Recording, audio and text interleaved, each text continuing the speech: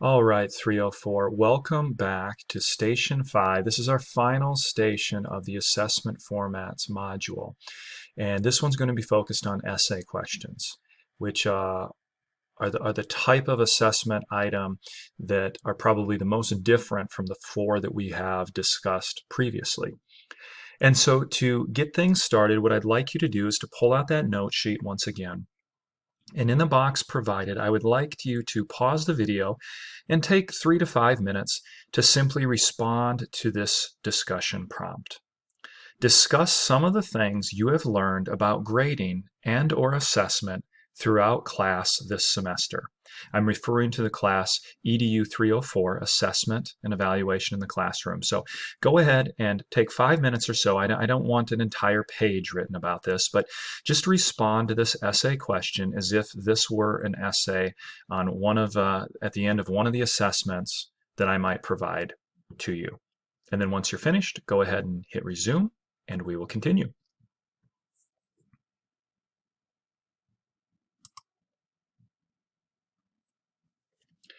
As we consider essay questions, I want to provide you with some phrases over here on the right-hand side that might help us to sort of create rails for our students in order to keep them on the road as far as the essay question is concerned.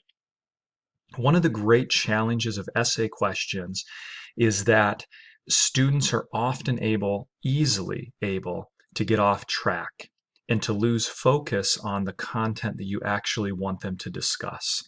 They can go on bird walks. They can give you paragraphs and paragraphs worth of information that is not applicable to the learning target you're trying to assess.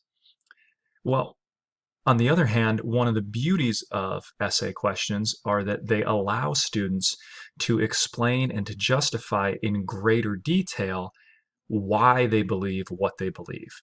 And so on the one hand, essay questions are some of the most informational types of assessment items we can include on an assessment, but they're also limiting in certain ways. And because they allow students so much freedom, they can also be much more difficult to grade or evaluate. So I'm going to read this text from the slide. It says, the essay prompt provided in the previous slide is too vague.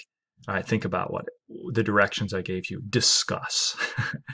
And it gives students no clear directions or expectations from which to formulate their responses.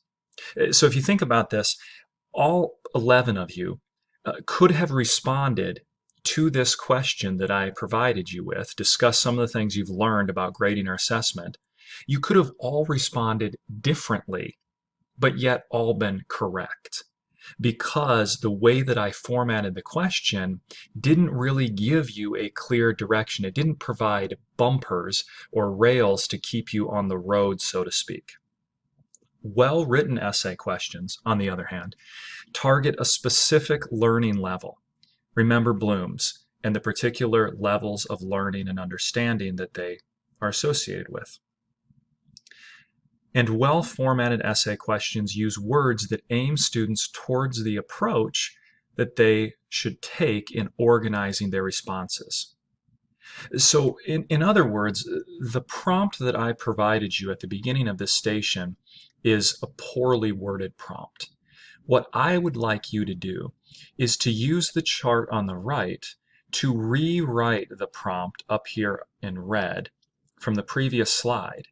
And I want you to think about particular level and approach for your question by selecting good phrases from the list to the right, in order to provide your student or your responder with a little bit more direction in the way that they might craft their essay than I provided you in the first slide.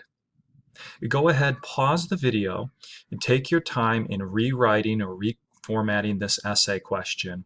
And then I want to provide just a couple of closure questions as we wrap up this module on assessment formats.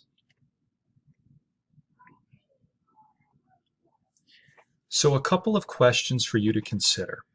And there are no right or wrong answers to this, but I want to bring some closure to these various stations and assessment modes.